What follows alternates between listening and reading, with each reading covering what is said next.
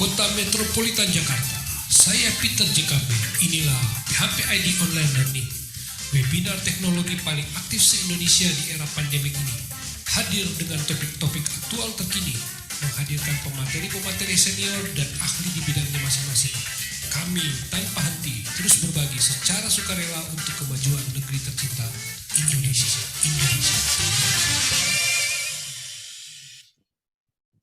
Oke, selamat malam member PHP Indonesia yang ada di seluruh Indonesia dan di seluruh dunia tentunya. Selamat bergabung kembali di dalam program PHP ID Online Learning edisi ke-130 berapa nih? 8.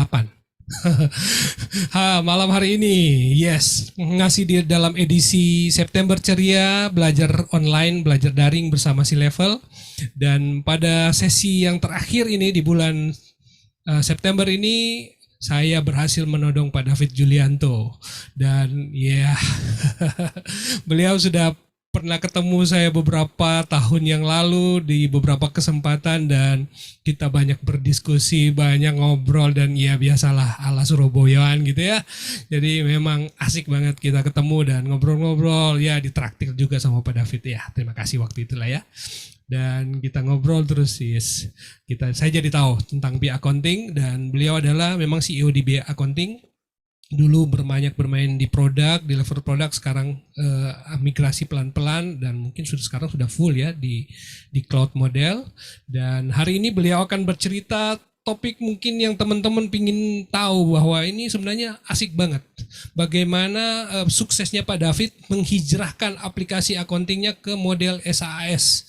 SaaS itu akan menjadi model bisnis masa depan. Karena seperti halnya Microsoft Office yang dulunya produk, terus teman-teman tahu install, sekarang kan mereka sudah go. Sudah nggak pernah lagi ketemu Microsoft Office sekarang yang dijual produk, sudah nggak ada. Teman-teman nggak bakal dapat lagi. Sekarang dijualnya dengan model SaaS, subscription. Nah, seperti itu model bisnisnya sekarang. Nah, accountingnya Pak David juga go to cloud sekarang, go menjadi service as software as a service. Nah, kita kan pingin tahu dong gimana sih proses migrasinya ini produk ini yang tadinya dijual retail sekarang dijual dengan model subscription. Mungkin nilainya kecil tapi volumenya dong. Nah, ini model bisnis seperti ini sebenarnya jadi model bisnis masa depan dan kita akan dengar dari Pak David sendiri sebagai CEO dari BI Accounting untuk berbagi cerita mengenai bagaimana proses transformasi ini dari produk menuju SaaS. Ini topik sangat menarik, semoga ini akan memberi insight ke teman-teman dan seperti biasa format acara kita akan presentasi selama 45 atau 30 atau 1 jam tergantung Pak David, silakan bebas aja. Dan di bagian kedua kita akan masuk sesi tanya jawab. Teman-teman yang mau bertanya silakan sampaikan pertanyaan di kolom komentar ya. Sekarang sudah ada puluhan ya, 11 yang lagi view. Semoga akan terus bertambah. Nah, kita tunggu teman-teman untuk hadir dan bertanya di kolom komentar. Nanti saya akan bacakan dan Pak David ya akan menjawabnya di live langsung dari Zoom. PHP ID Online Learning terselenggara berkat kerjasama PHP Indonesia dengan sponsor dari Kodopolitan, Rumah Komunitas, ID Cloud Host, dan Refactory. Terima kasih untuk sponsor-sponsor yang terus mendukung program ini. Salam sehat selalu, sukses untuk setiap CEO-nya dan setiap staff-nya. Kita maju terus, tetap semangat dan tetap berjuang di tengah pandemik. Baik, kita akan mulai program PHP ID Online Learning kita. Waktu dan tempat saya serahkan kepada David. Alright, silakan Pak. Oke, selamat malam Om Peter. Selamat malam teman-teman PHP Indonesia dari seluruh Indonesia. Perkenalkan, saya David Santoso, founder dan CEO dari BI Accounting dan BIPOS atau lebih dikenal sekarang BI.id. Baik, ini malam hari ini ditodong Om Peter untuk kemarin bingung nih harus ditodong apa ini. Oke lah, kita sharing ini aja ya, journey. Akhirnya tadi kapan hari saya sempat tanya-tanya ke beberapa teman developer dan apa sih yang challenges atau yang mungkin bisa saya sharing gitulah. Akhirnya teman-teman banyak yang nanya gimana nih ini hijrah ke SaaS gitu kan. Oke, akhirnya kita rembuk sama Peter ya, inilah topiknya malam hari ini. Izin share screen Om Peter.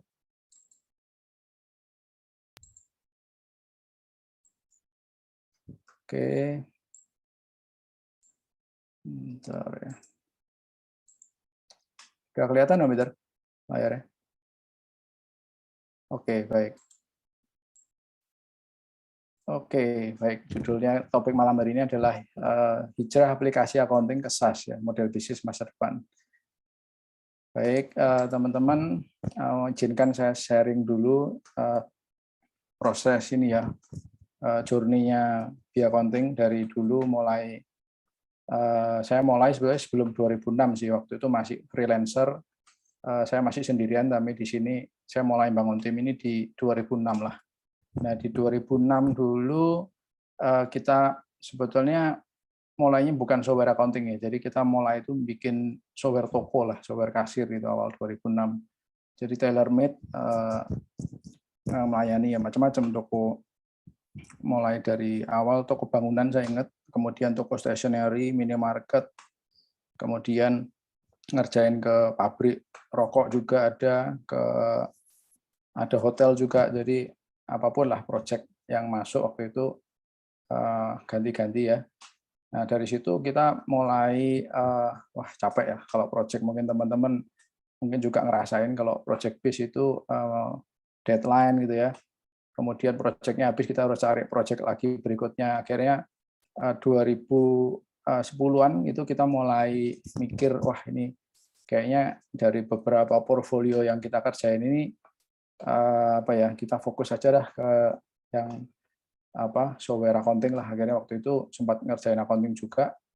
Akhirnya kita putusin untuk create satu produk aja, yang produk kita fokusin yaitu lahirlah Accounting di akhir 2010. Jadi bulan Oktober itu 2010 kita launch itu, saya masih ingat itu. Nah, tapi ya tidak semudah itu. 2010 saya ingat customer pertama itu bulan kelima, Om Peter. Jadi kita launch Oktober itu, Oktober nggak ada yang beli gitu ya. Yang download 1 orang atau 2 orang, itu pun teman saya gitu ya. Kemudian Oktober, November, Desember, Januari, alhamdulillah juga nggak ada yang beli. Februari juga tetap nggak ada yang beli. Ingat saya yang beli pertama itu bulan April atau Mei gitulah. Itu tahun berikutnya 1. Itu pun bulan depannya nggak jualan lagi. Tapi bulan ke-7 dan seterusnya itu akhirnya alhamdulillah take off itu 2011. Nah, kemudian di 2012 kita mulai develop variannya ya. Jadi di Accounting ini kita akhirnya ada produk turunannya, ada software bengkel, ada software kontraktor, ada sempat juga software salon, software toko emas dan sebagainya. Kemudian juga muncul karena di-trigger oleh ada inovasi kita yaitu plugin gitu. Di 2012 itu akhirnya memunculkan berbagai macam varian. Nah, menginjak di 2015 itu mulai teknologi cloud mulai santer lah, mulai itu, dan market juga mulai ada demand. Akhirnya kita mulai develop itu 2015-an kalau awal kayaknya. Terus launch-nya di 2016 itu kita mulai rilis adiknya Accounting yaitu Bcloud. Sebetulnya ini Bcloud ini software accounting juga sama kayak Accounting head to head, cuman beda bisnis model. Jadi kalau Accounting ini dia software desktop, diinstal ya di PC, license-nya menggunakan USB dongle. Jadi usernya bebas buat user banyak mungkin. Mereka beli yang servernya, nanti additional kliennya itu mereka beli license pakai USB dongle dengan harga lebih murah. Bisa dipakai di satu kantor yang terkoneksi LAN gitu. Tapi sebetulnya waktu itu 2010 itu kita pionir yang software accounting desktop yang bisa online, walaupun klien server, tapi sudah paling cepat lah kita, paling efisien karena memang kita optimize untuk bisa online lewat VPN gitu. Jadi main tunnel-tunnel gitu sudah banyak yang pakai kita, karena kita satu-satunya online, kedua kita multi platform. Jadi karena kita pakai Java ya, jadi beberapa klien kita yang mereka pakai Linux atau pakai Mac itu kita salah satu sedikit dari yang bisa cater itu. Nah, 2016 ini jadi ini produk cloud-nya yang pertama dari itu adalah Bcloud. Ini sebetulnya Accounting yang versi cloud sebetulnya. Jadi fiturnya sama persis sama Accounting. Jadi modul-modulnya sama, cuman bisnis modelnya beda. Jadi kalau ini kan beli lisensi per PC, kalau ini bayar bulanan gitu ya, dan per user. Jadi kita ada starternya, kemudian ada extra license gitu. Nah, kemudian Waktu itu juga awal belum ada plugin, jadi kita mulai ada plugin kayaknya 2017-18 ini, dan di 2018 kita muncul produk berikutnya yaitu BPOS. Kalau dulu di Accounting posnya ini nyambung, tapi kan sekarang di Cloud ini kita spirit sub-brand ya, BPOS, karena dia fokus ke retail.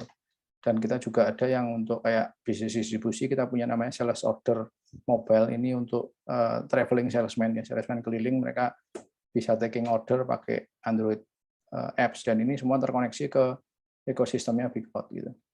Dan di 2021 ini 2020 kemarin kita ada klik WA, tapi sebetulnya itu nggak nyambung ke B sih, cuman anak perusahaan yang kebetulan satu grup aja, tapi tidak dalam ininya apa family-nya B sebetulnya. Nah, kita 2021 ini juga masih pengembangan terus ya, kalau produk kan never ending development.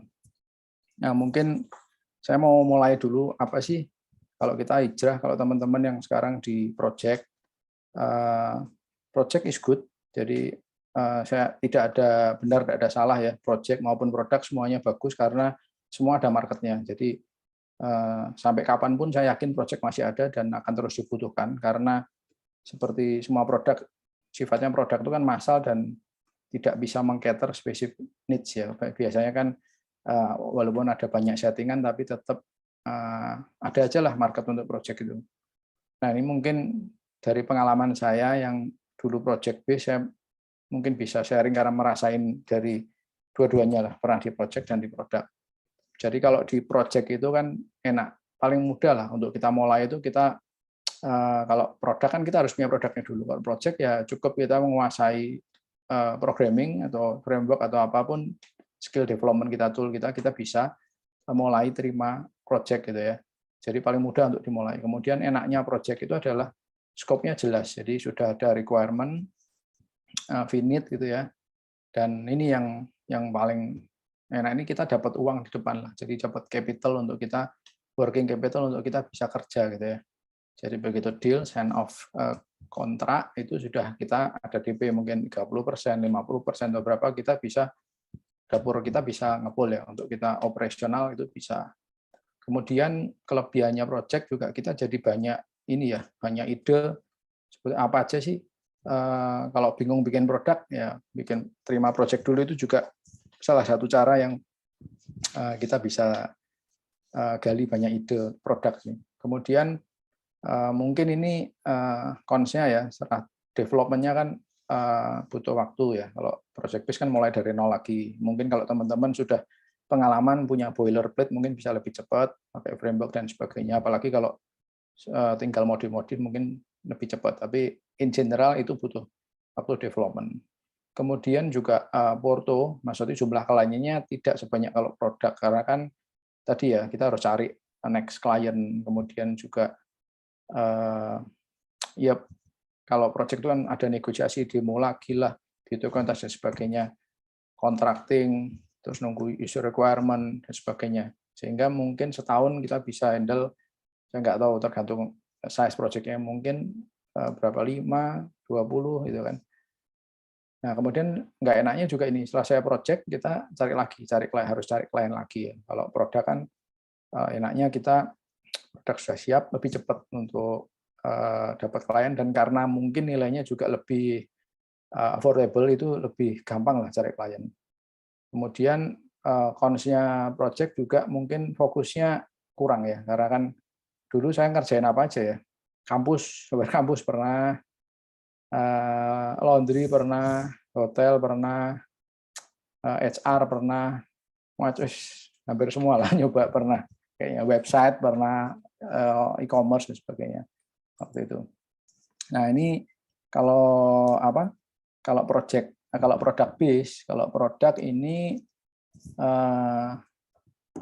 konsnya kita butuh modal ya di depan. Jadi kalau kita develop produk tuh, kita belum ada customer, kita sudah mulai development. Artinya kita, kalau Anda sendirian ya artinya kan ya gaji diri Anda sendirilah. Misalkan kalau kita punya tim kan kita harus gaji. Kalau timnya ada banyak, front end, back end dan sebagainya, mobile kan, artinya ya itu kan butuh modal untuk untuk kita, karena kan belum ada yang beli nih, kita bikin dulu.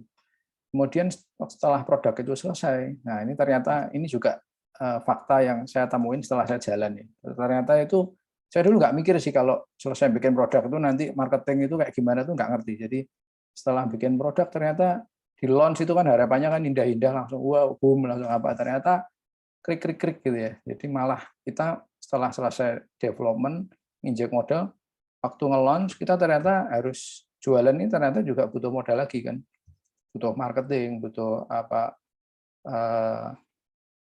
butuh mungkin iklan atau mungkin event atau gaji sales gitu kan. Nah, kemudian produk ini sesuatu yang nggak pernah berhenti. Jadi development-nya nggak kayak project kan ada scoping-nya, kita sudah user requirement di depan, modulnya ini tampilannya, reportnya ini. Nah, kalau produk ini ya kita ngikutin perkembangan market gitu ya. Kemudian nilainya kalau produk itu ya lebih kompetitif ya. Jadi ada harga patokan marketnya gitu ya. Biasa nanti dibanding-bandingin sama sih, nggak project nggak produk sama, tapi kalau produk nilainya tidak sebesar project, itu yang teman-teman harus siap. Kemudian tapi pro-nya juga produk kalau jalan itu insya Allah lebih langgeng sih, lebih enak. Kemudian serah terimanya juga cepat karena ekspektasi user sudah kita ini ya, produk ini ya kita scoping-nya ini Anda dapat ini gitu ya. Sehingga nggak ada ya apa ya, biasanya kalau project kan molornya itu kan karena permintaan user juga ada kan nambah-nambah atau apa. Nah, gitu. Kalau produk ya sudah ini. Kemudian dengan cepat kita portfolio lebih banyak dan juga kita lebih fokus karena ya produk kita ini kita fokus jualannya di situ gitu. Nah, kemudian kemarin sama Om Peter jelasin apa aja isinya gitu ya. Ya sebenarnya mungkin teman-teman di sini saya yakin udah tahu lah software accounting isinya ya ini. Jadi ya pasti modul master barang, customer, supplier, kemudian penjualan ya, mulai dari sales quote, sales order, sales return, kemudian faktur pajak, procurement, mulai dari purchase request, purchase order, purchase invoice, purchase return, kalau ada utang piutang, account payable, account receivable, kemudian modul cash bank, inventory tentu wajib, ada manufaktur juga, ini lupa nulis ya, ada manufacturing juga, BOM, assembly gitu ya, disassembly, kemudian accounting, GL, kemudian finance ini ada budgeting, ada fixed asset, dan juga tax gitu ya. Sebetulnya di luar ini masih ada lagi sih, tapi ya mungkin yang umum inilah, yang ada POS juga kalau bisnisnya retail ya. Nah, ini mungkin bedanya ya, apa sih BI Accounting sama Bicloud. Jadi sekarang BI Accounting masih jalan, BI Accounting masih ada marketnya, yang karena orang Indonesia ini termasuk yang low trust society ya. Jadi kadang takut datanya diintip lah, takut apa, nggak percayaan itu masih ada, sehingga masih ada yang masih ada demand untuk yang software on-premise ini masih lumayan. Tapi memang trennya dari waktu ke waktu memang meningkat pesat yang cloud. Nah, bedanya ini kalau yang BI Accounting atau kita sebut aja on-premise sama cloud ya, nanti nggak promosi ini. Jadi kalau yang on-premise ini servernya di tempat customer, kalau yang cloud ya tentunya kita kelola di data center gitu ya. Sistem belinya, bisnisnya nih kalau stop ini on-premise sekali beli gitu ya. Kalau ini kan langganan. Kemudian kita kalau on-premise kadang susah nih mau ngecas biaya. Karena mereka yang beli one time off ini memang kebanyakan carinya ya memang one time off, nggak mau dicas-cas. Kadang itu juga challenge sih. Kan services kita kan gaji tim support kan masih harus gaji juga kan. Kalau nggak dilayani nanti supportnya komplain mereka juga. Jadi, nah kalau cloud ini enaknya Anda bisa masukin ke biaya langganannya, komponen maintenance itu kalau mau misalkan. Kemudian enaknya kalau on-premise nilainya lebih besar, jadi BI Accounting ini lebih mahal dibanding Bicloud. Kalau Bicloud itu kan kayak ibaratnya Anda beli Innova sama Anda rental gitu. Rental kalau di Innova misalkan 400 juta, kalau ngerental mungkin sehari 300 atau 400 gitu kan. Nah, tapi kan kalau beli kan kita miliki, kita pakai tiap hari ya kita nggak bayar kan. Ya sudah kita belinya itu. Nah, kalau rental itu kita bayar terus tiap mau pakai. Tapi kita enaknya juga kita nggak ngopeni berbagai macam keribetan gitu. Kemudian untuk enaknya kalau yang cloud ini konversinya lebih gampang ya, orang untuk mau pakai itu karena tadi langganannya kan sangat terjangkau ya, sekitar 250.000 per bulan sampai tergantung usernya mereka. Nah, kalau yang ini kan harganya kan jutaan, 4,5, 6 juta, 9 juta, itu lebih barrier untuk masuknya juga ini. Kemudian kalau ini cenderung dipakai terus, kalau ini langganan ini kan begitu mereka mungkin agak nggak nyaman dikit, mungkin bisa join, bisa nggak langganan. Kalau ini kan sudah uangnya sudah masuk kita, jadi ya udah, kalau misalnya dia nggak pakai pun kan sudah dibeli gitu. Kemudian nggak enaknya kalau on premise kita nggak ngopeni backup security, itu kan tugasnya customer. Kalau di cloud itu jadi urusan kita gitu ya. Kemudian sensitif layarnya karena mereka merasa bayar bulanan, mereka lebih demanding untuk support. Kemudian untuk scalability kita nggak mikir ya, kalau yang on premise ya mereka usernya banyak, tinggal mereka yang harus kewajiban beli server. Nah, kalau cloud itu kan lagi-lagi kita yang harus ngurusin gitu kan, nggak mikir billing, nggak mikir arsitektur sistem yang harus scalable, update issue, update kalau isunya update sih, kalau on premise nih kalau kita ada update-nya biasanya user kan malas update, akhirnya kita ngopeni banyak versi software yang mungkin sudah nggak kita support, atau mungkin ada bug di situ usernya nggak update itu kan, nanti tetap komplain juga. Nah, kalau cloud ini enaknya kan kita yang maintain gitu ya, versioning-nya.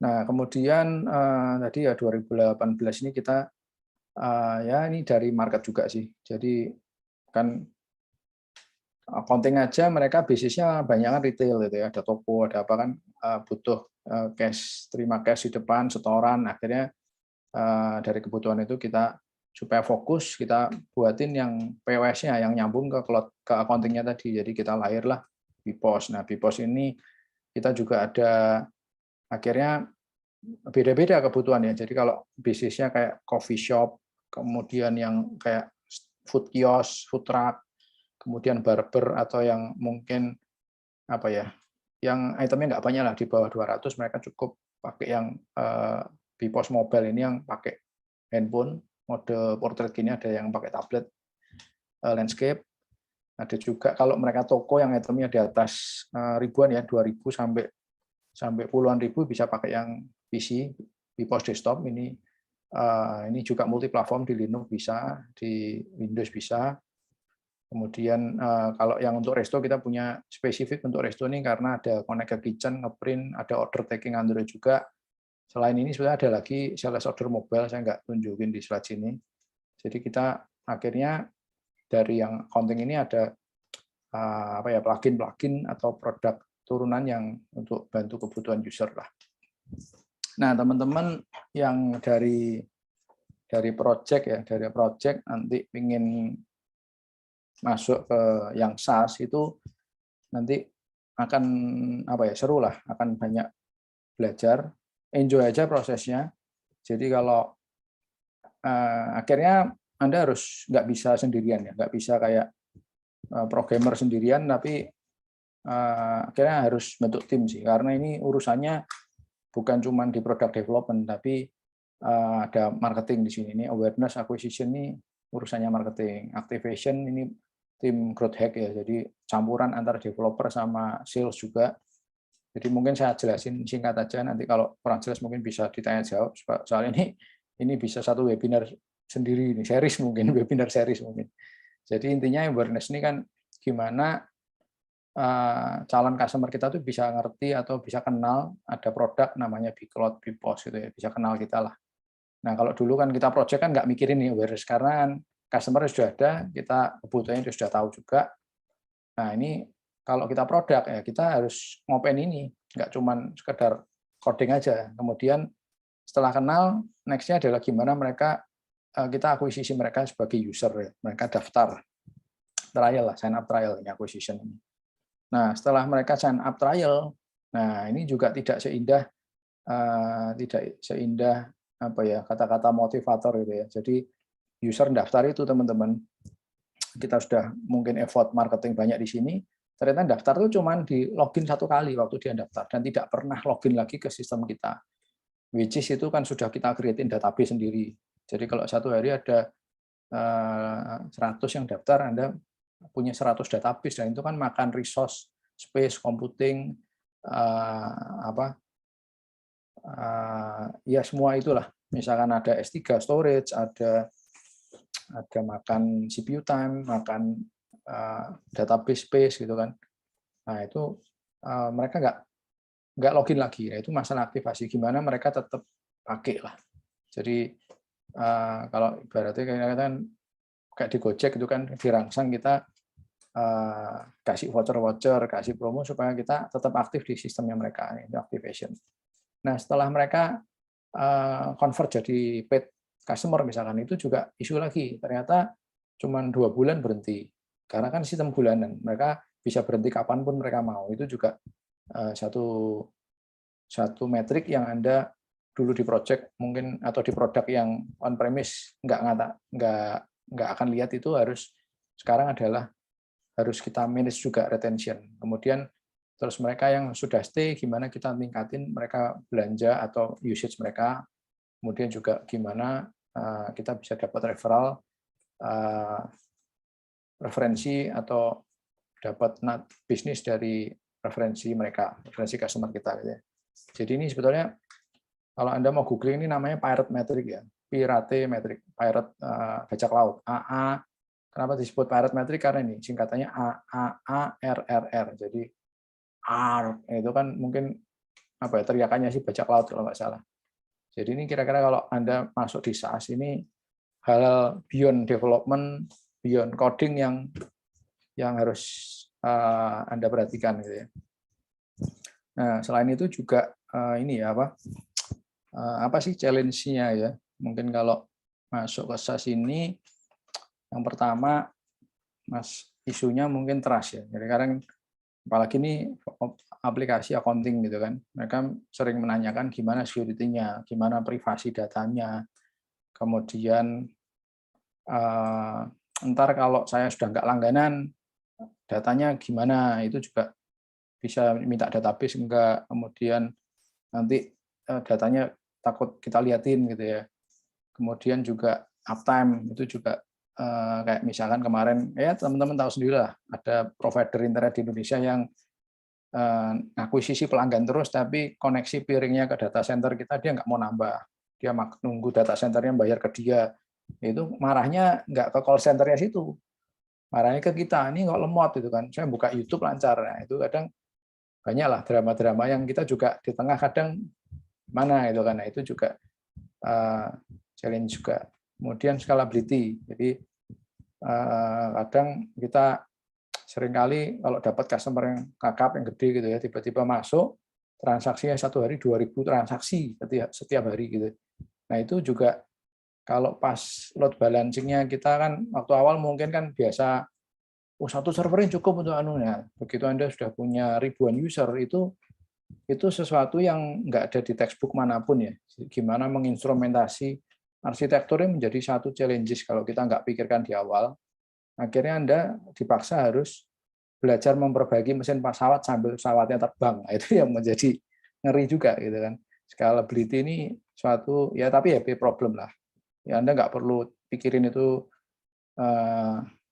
ya, kalau bisa dipikirin di awal lebih bagus, tapi masih banyak tadi PR yang di depan tadi, tapi someday you have to deal with this gitu ya.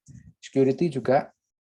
Jadi layanan online teman-teman tahu ya, hacker ini kita 1 tahun terima attack itu sekitar berapa attack ya? Hampir setengah juta attack 1 tahun itu. Dari sekitar 9.000 IP address. Jadi kebanyakan dari Eropa Timur, Korea Utara, China itu sudah langganan itu tiap hari udah probing, brute force dan sebagainya. Itu sesuatu yang ya beyond development yang juga harus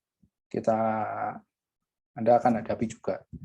Kemudian tadi churn sudah ya, customer yang dulu langganan terus mungkin sudah nggak lanjut, itu juga harus kita kelola juga. Kemudian support, jadi karena mereka merasa sudah bayar bulanan itu, wah apalagi sekarang netizen kan galak-galak netizen tuh. Jadi semuanya minta inilah, merasa sudah itu. Kemudian integration. Nah, sekarang juga ini ya, customer kebutuhannya makin banyak, orang sekarang jualan macam-macam, offline, online pun ada online shop sendiri, ada marketplace juga ada puluhan, kemudian ada social commerce, ada WA, ada macam-macam channel. Nah, ini macam-macam kebutuhan. Nah, ini juga integration adalah sesuatu yang come natural nanti kalau masuk ke cloud. Ini kayaknya slide-nya udah habis dah. Wah, kok kecepatan ya Om Peter ya. Sebenarnya kalau mau dibahas, harapan saya nanti bisa di pertanyaan sih, mungkin teman-teman apa yang mau ditanyakan. Mungkin itu Om Peter, saya kembalikan ke Om Peter, mungkin terima kasih, silakan. Oke, wah, tapi asik kok. Memang mungkin ada beberapa slide yang mungkin akan ditanya sama teman-teman. Dan kebetulan pertanyaan sudah banyak nih. Jadi sambil nunggu pertanyaan dari teman-teman yang lain, karena waktu kita masih banyak, kita akan masuk ke break dulu untuk session turun minum. Jadi Pak David boleh minum sebentar. Ada beberapa pesan yang saya mau lewat. Oke. PHP ID Online Learning terselenggara berkat kerjasama PHP Indonesia dengan sponsor-sponsor tentunya dari Codepolitan. Codepolitan adalah platform belajar pemrograman secara online berbahasa Indonesia yang dikembangkan khusus untuk membantu generasi muda belajar dan berlatih pemrograman agar kompetitif di era industri 4.0. Dan teman-teman yang mau belajar lebih banyak dengan Codepolitan, silakan bergabung karena mereka sekarang juga modelnya sekarang membership full. Jadi sudah nggak jual per produk, teman-teman daftar sekali dan itu akan langsung dapat semua modul-modul di dalamnya. Nah, seperti itu. Dan dari Rumah Komunitas, Rumah Komunitas adalah pelopor merchandise inovatif di Indonesia, menyediakan custom pakaian sesuai keinginan, berkualitas dan tanpa minimum order. Sudah di launching rompi Point Fest seperti yang teman-teman lihat di gambar, dan ini bisa teman-teman pasang logo sendiri atau logo PHP Indonesia. Silakan dipesan secara manual dan berkunjung ke rumahkomunitas.com. Dari ID Cloud Host sebagai penyedia layanan web hosting provider berbasis SSD Cloud dengan berbagai pilihan lokasi data center, dibangun tahun 2015 dan telah melayani kebutuhan dari berbagai segmentasi baik profesional, SME, korporasi dengan lebih dari 100.000 customer. Terakhir, promosi dari Refactory, perusahaan teknologi informasi yang berkomitmen untuk memberdayakan masyarakat dengan mengenalkan mereka terhadap dunia pemrograman, karena Indonesia adalah negeri besar dengan potensi sumber daya digital yang dapat berkontribusi dalam transformasi digital dunia. Sekarang masih ada program RSP, ini masih tetap jalan teman-teman. Program RSP ini adalah program di mana kamu bisa bekerja secara remote mandiri, jam kerja fleksibel, bisa mengerjakan proyek nasional dengan skala nasional dan internasional. Pendapatan bisa dicarikan setiap minggu setelah lolos review dari QA dan Tech Lead. Legalitas pekerjaan dijamin oleh perjanjian kerjasama. Jadi teman-teman kalau gabung di sana belajar tapi malah dibayar. Seperti itu di Refactory. Oke, baik, kita akan masuk sesi tanya jawab dan ada banyak pertanyaan sudah masuk. Saya scan satu-satu dulu ya. Mulai dari paling bawah. Oke, dari Pindipin. Tanya Pak David, cara nentuin harga dari suatu produk. Nah, ini pertanyaannya itu bagaimana tuh? Saya kurang tahu nih, mungkin produk apa SAS nih justru nih. Ini satu-satu dijawab atau satu ini dulu ya? Baru jawab ya. Ya, ini menarik sih. Memang mungkin kalau yang saya lihat yang webinar sebelumnya sudah bahas nentuin harga project ya. Ini sekarang harga produk gitu ya. Jadi nggak ada ilmu pastinya ya. Saya juga di awal juga salah satu kegaluan kita sebagai product owner tuh nentuin harganya kita set berapa ya. Kemurahan ntar kita mungkin untungnya nggak kurang gitu ya. Kalau kemahalan mungkin yang mau juga dikit kita kehilangan pasar ya. Memang challenge-nya tuh kita ingin cari sweet spot-nya atau yang optimum berapa lah. Nah, sekali lagi mungkin yang akan saya sharing ya menurut saya pribadi ya. Jadi tiap orang saya yakin banyak mazhab atau cara menentukan produk di luar sana. Jadi kalau kami sendiri di B sih kita ini sih, kita kembaliin ke market. Jadi kita kan sering interview atau audiensi dengan calon customer sebelum kita launch produk. Kayak kemarin kita bikin unit bisnis yang klikba.net itu juga awal malah kita gratisin dulu aja. Usernya kita sahabat hari ini ada sekitar hampir 11.000 lah.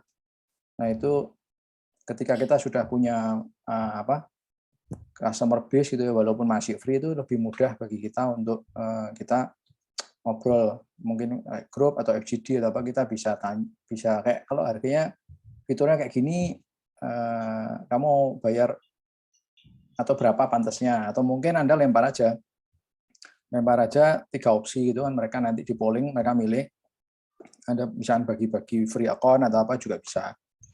Jadi bisa terbuka atau selected gitu kan. Paling enak sih memang pertama untuk gathering opsi, jadi jangan langsung nembak 3, tapi open ended question aja. Nanti kalau fitur kayak gini berapa? Itu kumpulin dulu nanti. Nah, nanti baru Anda bisa kelihatan tuh kelompok-kelompok rank di bawah 200.000, 200 sampai 500. Nah, nanti sambil dilihat ya profilnya mereka ini bisnis size-nya berapa. Nah, nanti dari majority customer yang Anda serving ini sweet spot-nya di mana? Karena kan jangan sampai Anda menzolimi yang 80% dan menuruti yang 20%, nanti belum tentu itu yang, karena kan Anda mau serving majority yang mana? Karena tidak ada pricing yang one fits all sayangnya. Cuman ya mungkin Anda bisa slicing. Yang biasanya dilakukan itu adalah sebetulnya kan kita developer kan selalu bikin kan versi yang paling lengkapnya gitu ya. Terus kita potong-potong atau kita kasih limitasi, terus sehingga kita bisa bikin package yang lebih affordable. Nah, Anda yang paling minimum nih kira-kira bare minimumnya apa yang kita kasih harga termurah, tapi skalanya mereka masih cukup. Nah, itu kalau Anda nanti cari mungkin googling aja SaaS pricing, itu ada banyak model lagi. Ada yang seat based pricing, ada yang volume based pricing. Jadi fitur dikasih semua, tapi dari jumlah transaksi misalnya itu volume based pricing. Itu biasanya kayak PaaS ya, platform as service kayak AWS itu yang mempelopori volume based pricing. Jadi bayar dari yang dipakai gitu ya. Jadi tergantung jumlah bandwidth yang dipakai, space yang dipakai, CPU time yang dipakai. Nah, kalau seat based kan dari usernya. Nah, itu ada plus minusnya sih. Bisa juga pakai tiering, teman-teman. Tiering itu kita bikin tier kalau jumlah item sekian, ini tier 1. Nah, itu. Terus sekian sampai sekian tier 2, itu juga bisa.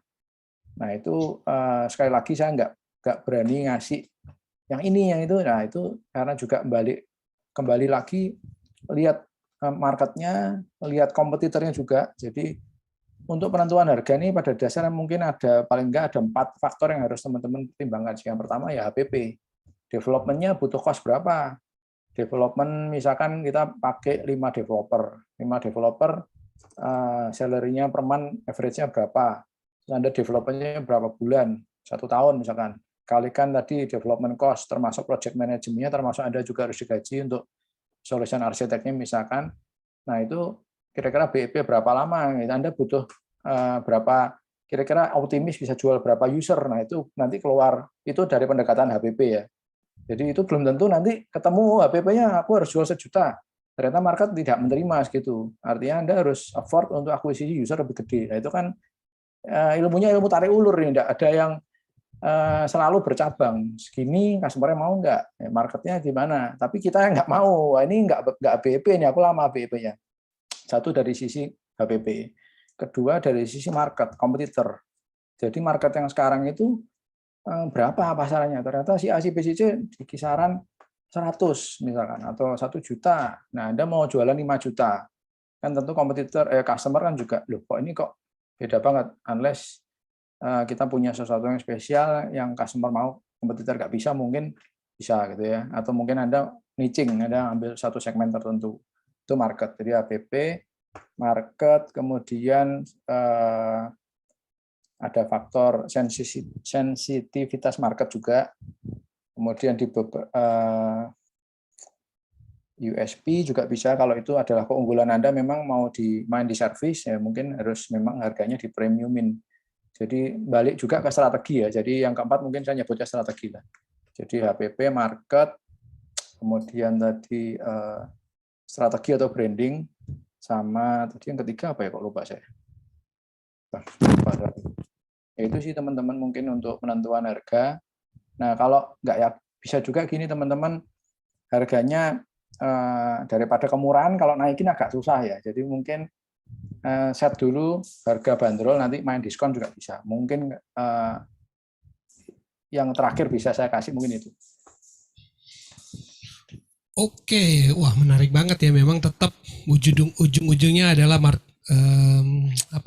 market survei ya, begitu ya. Yeah. Survei juga dulu, wah kayak gini. Oke, nah teman-teman itu tips dari Pak David mengenai penentuan harga. Pertanyaan kedua dari Pak Darsono Kroya. Untuk SAAS, apakah saat ini sudah tidak membayar bulanan mereka?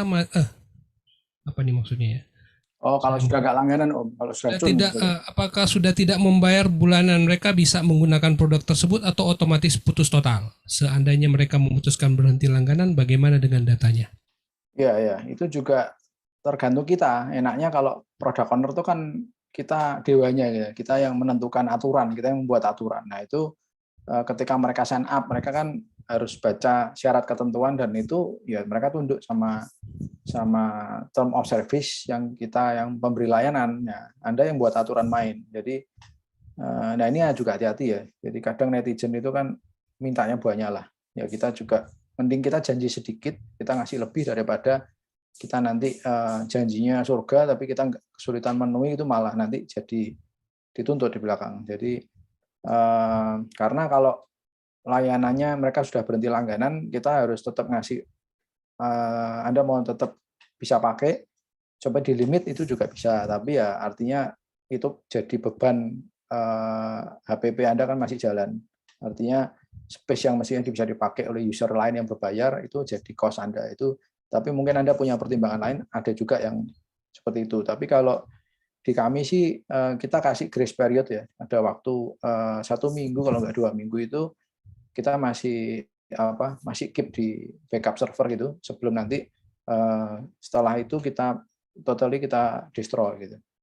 Jadi itu karena kita ada recycle ya, ada manajemen resource optimasi juga, karena ya itu tadi kalau free user kita kan bayar server kan kita bayar terus gitu. Kalau di kami sih kita, nah itu namanya prosesnya deprovisioning ya, deprovisioning. Jadi lawannya provisioning. Jadi ketika customer membayar itu ada proses provisioning. Provisioning itu kita aktivasi lah usernya, dia buat database, buatin S3 bucket atau mungkin alokasi resource report server. Kita kan pakai Jasper, itu juga kita ngalokate juga. Nah kalau mereka berhenti langganan, nah itu ada termination. Nah itu namanya deprovisioning. Mungkin kita tadi pindahin servernya ke yang idle, database-nya kita remove dari active server, loginnya kita limit hanya bisa read only, misalnya selama seminggu atau apa. Nah itu tergantung policy Anda sih. Oke, itu jawabannya untuk Pak Darsono. Dan pertanyaan ketiga dari Dwira Survivor. Arsitektur SaaS-nya satu akun merchant 1 DB atau 1 DB multi akun merchant, atau grouping misalnya 1000 akun merchant 1 DB. Alasan memilih arsitektur tersebut. Wah, keren ini pertanyaannya. Ya ini salah satu kegalauan teman-teman yang masuk SaaS ini, ya ini masalah multi tenancy ya. Jadi ya kalau tergantung aplikasinya mungkin jawaban saya juga. Kalau aplikasinya trivia kayak mungkin directory, website atau simple bookmarking services gitu, web bookmarking. Ya mungkin mau ngodb single database, terus nanti di cluster kita atur sendiri aksesnya. Lebih enak kita hanya maintain satu database gitu ya, simple. Tapi database-nya gede gitu kan. Tapi mungkin kan platform teknologi yang kita pilih itu juga pengaruh ya. Jadi karakteristik platform kalau persistent engine kita apa, database-nya SQL, NoSQL, atau saya nggak tahu pakai CloudDB atau pakai yang model AWS yang database service-nya AWS atau GCP.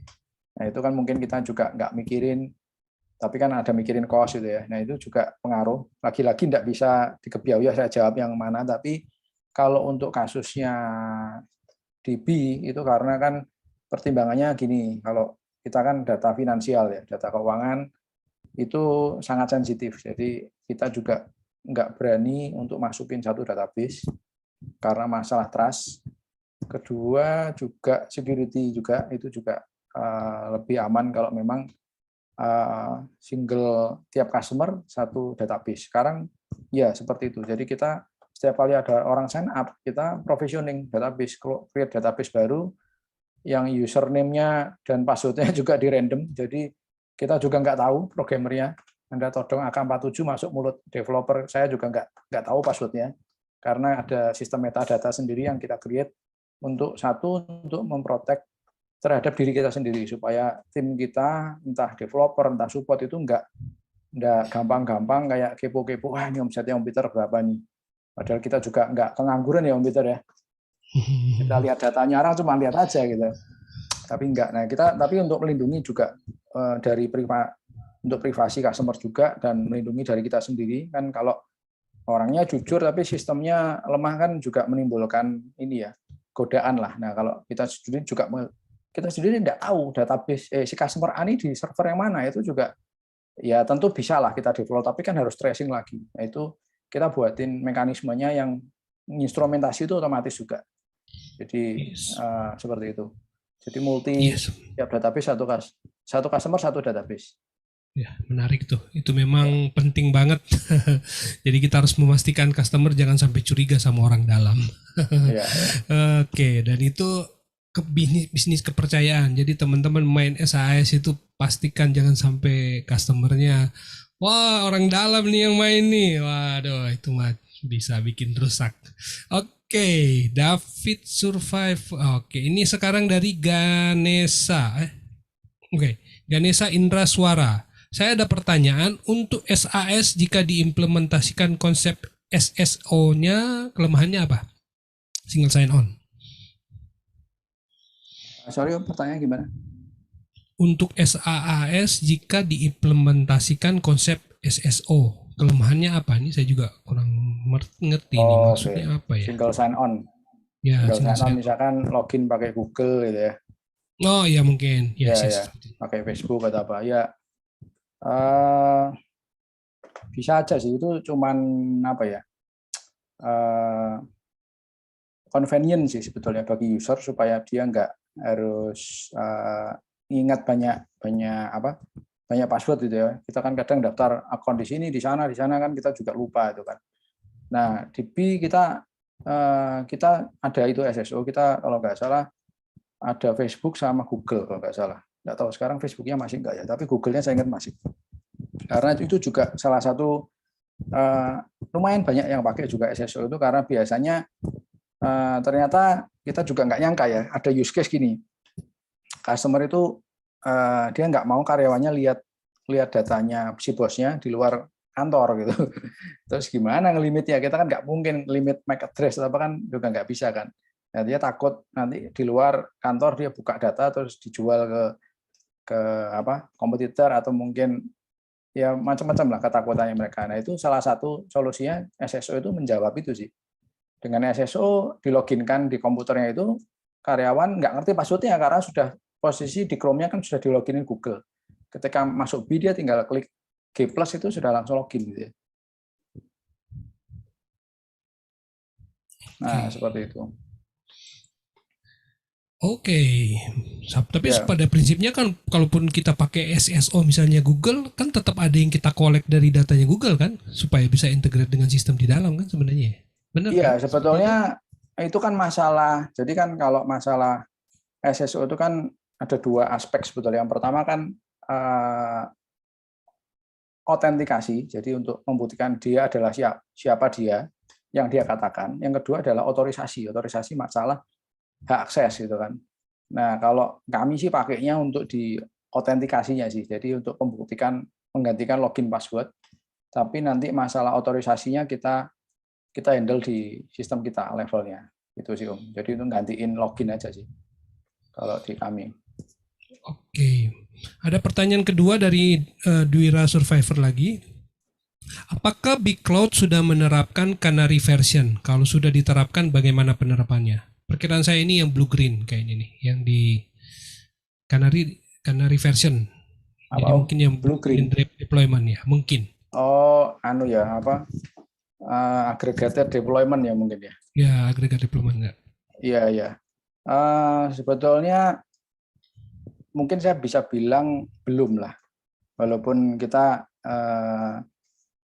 atau sebagian atau masih dikit lah, nggak ideal, sorry, itu mungkin jawabannya, belum ideal. Jadi bukan Canary version yang ideal karena juga arsitektur kami sekarang lagi kita rombak untuk lebih ke CI/CD-nya ke depan lebih bagus. Karena ini kan dulu di 2016 juga terus terang arsitekturnya kita juga nggak menyangka usernya akan sebanyak ini, terus muncul masalah skalabilitas termasuk nanti staging development kayak tadi mungkin istilahnya ya kan dari versioning bener nggak staging deployment. Tapi memang kita kan ada banyak server, jadi deployment juga kita bisa deploy kecil dulu di satu cluster gitu, tapi tidak seideal yang mungkin teman-teman bayangkan karena ya hopefully yang ke depan ini kita lagi develop yang versi terbaru ini kita rombak semua sih. Jadi back-end semua arsitektur, microservices, Docker, Kubernetes, CI/CD yang karena kan kita di 2016 itu juga mungkin sudah ada, cuman ya karena mungkin ilmunya juga belum sampai sana Om, terus terang. Yes. Nah sekarang mulai sudah problem itu sudah sudah di depan piring kita lah. Nah jadi kita sekarang juga tahu kita mesti ke arah sana gitu. Yes, ya. Itu yang mungkin tadi Pak David bilang soal never ending journey project apa ya, never ending pekerjaan. Iya. Itu bagian dari proses lah teman-teman. Jadi memang it's okay. Kalau memang teman-teman sekarang belum pakai, nggak usah sedih. Itu belum jadi kebutuhan mungkin atau apa. Ya, oke. Jangan ini sih. Kita kan mungkin ini ya salah satu challenges kita sebagai developer tuh kita selalu kena virus bling-bling sama the next big thing gitu kan. Keluar ini, keluar itu, React, Vue, nanti belum selesai sudah apa Next.js, SQL apa, cluster, CI/CD.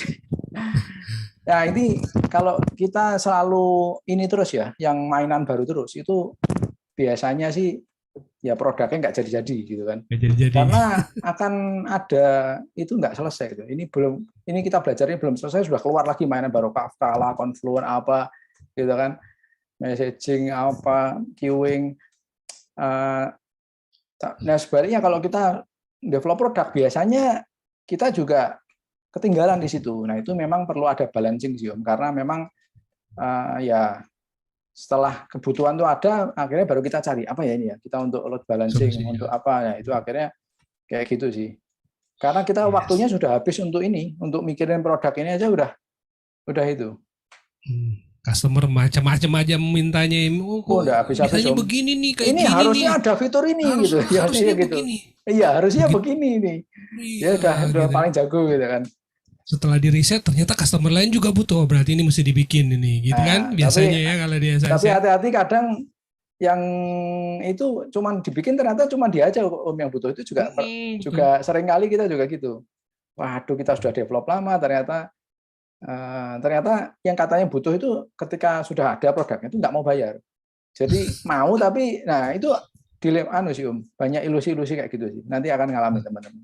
Tapi pesan saya yang tadi kayak mungkin jangan terlalu jangan terlalu mikirin banyak hal karena nanti Anda nggak akan mulai. Tadi Canary itu nantilah mungkin ya memang kalau semua sudah di depan sempurna ya memang enak sih, tapi banyak hal tadi yang harus di handle sih. Yes, oke. Mudah-mudahan menjawab ya, dan Wah, Pak Darsono lagi nanya lagi.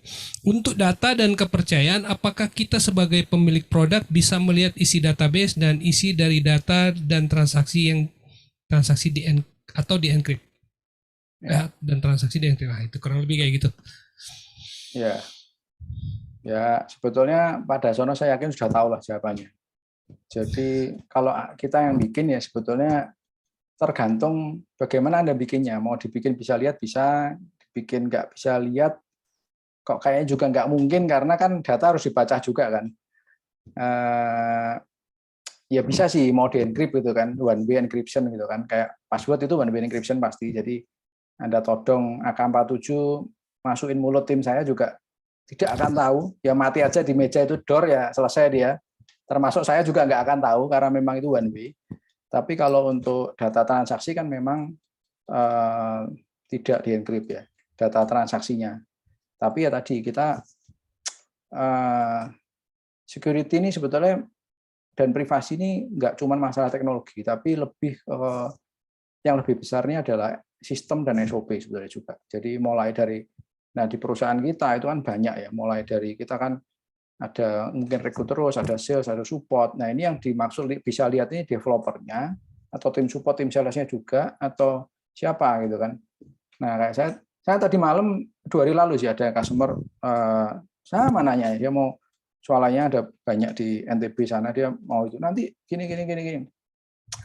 Saya bilang ya itu saya di Todomo nggak tahu passwordnya Bapak. Tapi kalau mau nakal itu sebetulnya saya bisa ngerusak rumah kunci saya bilang.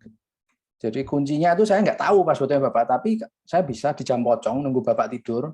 Rumah kuncinya merek SES itu saya tetek gitu ya, tetek itu dilepas, saya ganti Dexon terus saya masuk pakai kunci saya. Tapi waktu saya ganti kalau pas Bapak masuk loh kok nggak bisa kunci saya, dan ketahuan saya harus melakukan itu di jam pocong gitu. Saya malah cerita apa adanya gitu ya, bisa aja yang saya bikin itu kan.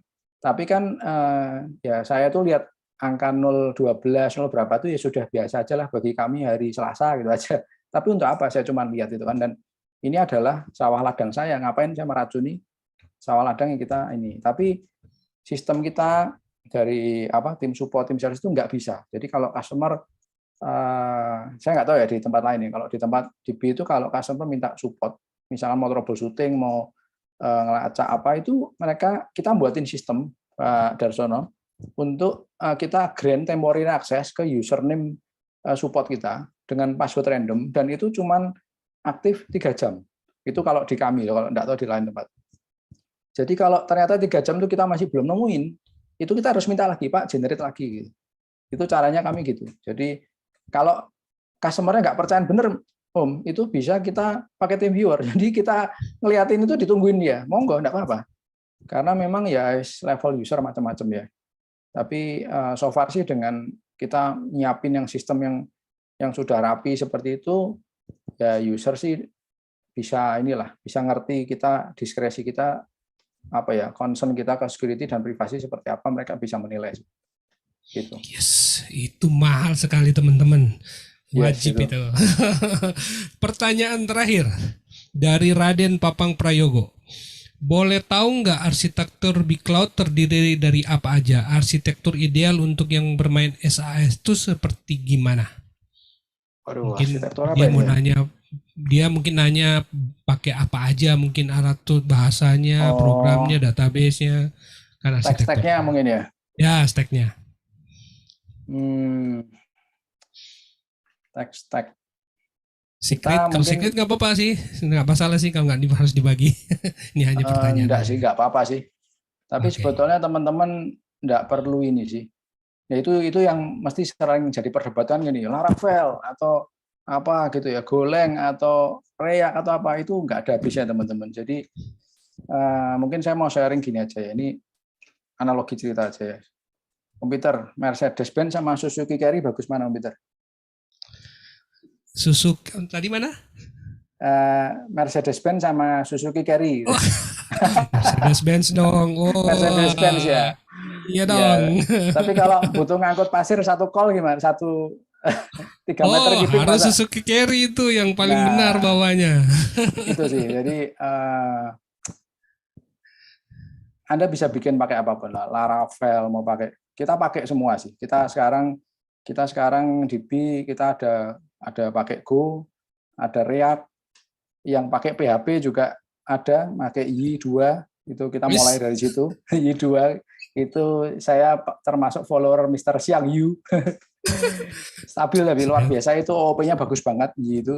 Saya jatuh cinta karena OOP-nya itu jekek lah kalau saya bilang. Itu saya lihat source code-nya sampai dalam, sampai turunan si model itu saya lihat, itu gila, OOP-nya keren banget pattern-nya. Ya, tapi kita sekarang banyak lah, jadi Go, React, Docker, Kubernetes, Redis, apalagi. Tapi teman-teman enggak usah enggak usah silo lah. Saya tadi yang bilang itu justru itu salah satu godaan atau mungkin ilusinya di dunia kita developer, karena saya sendiri adalah developer, teman-teman. Jadi dan saya bangga dan saya senang jadi developer tuh, asik lah, coding itu asik, kita creating something dan itu beyond money ya, ketika kita punya produk atau kita punya karya itu dipakai orang dan hidupnya orang transforming, bisnisnya berubah, atau itu kepuasannya beyond money gitu kan. Dan teman-teman nggak usah ribet sama the next big thing, the next bling-bling yang ada di jargon-jargon yang lewat nggak ada habisnya. Itu tergantung lah Anda kebutuhannya apa. Kalau itu ternyata kebutuhannya cukup pakai Node.js, kita juga ada Node.js, atau pakai Python, atau Anda nyaman di mana, kayak misalnya untuk AI misalkan, ya kayaknya Python tidak ada lawan lah. Untuk artificial intelligence, mathematical itu library-nya paling myriad lah, repositorinya gitu ya.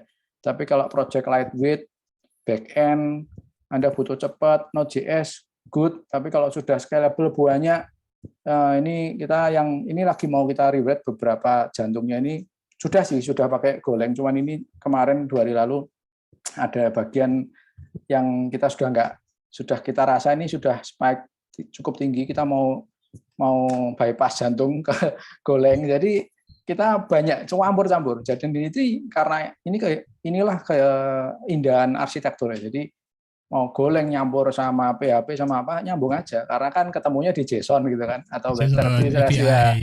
Nanti ada mau pakai OAuth lah, JWT lah, apa semua bisa ngomong kok. Jadi don't sweat the small stuff. Jadi mana yang Anda convenient, kebutuhannya apa, cari tools yang perfect for the job done, everybody happy, ya sudah, it's a success gitu.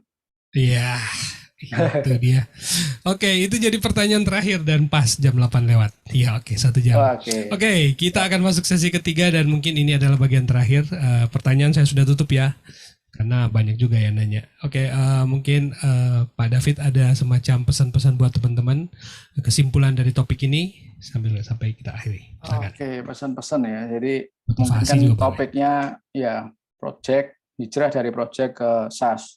Mungkin ini hanya sharing saya, project akan selalu, marketnya selalu ada, selalu dibutuhkan, dan saya tahu, saya punya teman yang besar di project sampai sekarang. Nah, ini masalah convenient aja. Jadi tapi kita pahami masing-masing itu ada pro kontranya. Itu yang pertama. Terus yang kedua, seperti tadi ya teman-teman, pertanyaannya mungkin yang tadi saya ulangi lagi, yang jangan silo sama itu ya, jargon-jargon sama kampanye bling-bling di luar sana, itu nggak ada habisnya. Tapi ya tentu kita selalu harus update, karena memang teknologi baru juga bring new opportunities bagi kita. Cuman jangan lupa juga yang kita tidak harus untuk ganti terus. Kita sesuaikan aja apa yang kita butuh. Itu. Dan untuk ke SaaS yang mungkin yang ketiga, kalau teman-teman mau ke SaaS, ini adalah teamwork. Anda butuh lebih dari sekedar coding dan product development. Di sini adalah teamwork. Saya di B beruntung punya tim yang luar biasa, dari marketing, operation, support. Tadi pilar-pilarnya sudah saya share di slide. Nah, itu yang teman-teman perlu sinergi sama bangun tim. Itu aja sih. Terakhir mungkin saya mohon maaf, Om Victor dan teman-teman PHP Indonesia, kalau ada sharing kata-kata saya kurang berkenan, saya mohon maaf. Terima kasih. Oke, wonderful. Itu teman-teman, pesan-pesan dari Om David. Semoga kita akan tetap semangat, karena memang PHP ID Online Learning ini tujuannya untuk memberi inspirasi dan memberi motivasi, biar teman-teman bisa juga mau melakukan hal yang sama. Kalau Om David bisa, kenapa kalian juga nggak bisa? Harusnya bisa dong. Yes. Cuman soal jernih aja, kalian cuma perlu tips-tipsnya aja. Pak David bikinnya kayak gimana? Ikut aja, kalau memang cocok kita ikutin. Baik teman-teman, terima kasih untuk sudah hadir di tempat ini. Dan kita akan sebagai pengumuman, teman-teman akan ketemu hari Jumat nanti di topik yang berbeda, agak berbeda nih hari Jumat. Kita akan ketemu dengan Alvin Alexius di Introduction to AWS S3. Kebetulan ini adalah kerjasama bareng PHP Indonesia dengan Blok 71 dari Bandung, dan kita akan bikin program pada hari Jumat jam 7. Jadi kali ini di program ini teman-teman akan gabung di Zoom-nya. Jadi kalau yang sekarang kan cuma saya sama Pak David, tapi kalau yang di hari Jumat ini teman-teman akan gabung di Zoom-nya. Masih ada undangan untuk teman-teman untuk jadi pemateri di s.byphp.id/jadi-pemateri. Silakan isi. Untuk Oktober sudah penuh, November sudah penuh, Desember tapinya. Oke, terima kasih untuk Om Irfan dan Om Luri Darmawan yang terus mendukung program ini. Sukses selalu untuk Pak Irfan. Teman-teman yang mau follow, cari untuk mengikuti pembelajaran, follow di Telegram, ketik PHP AD Learning, misalnya accounting, topik-topik tentang accounting, teman-teman akan temukan di sana. Donasi masih dibuka untuk teman-teman yang mau berdonasi buat PHP AD Online Learning, masih ditunggu. Gunakan e-wallet teman-teman untuk berdonasi bagi PHP AD Online Learning. Baik, terima kasih Pak David untuk supportnya. Oke, thank you semuanya. Sukses selalu, sehat selalu, dan terus berjuang. Semoga sukses untuk Beyond Accounting, untuk keluarga dan semua yang ada di Surabaya. Thank you ya.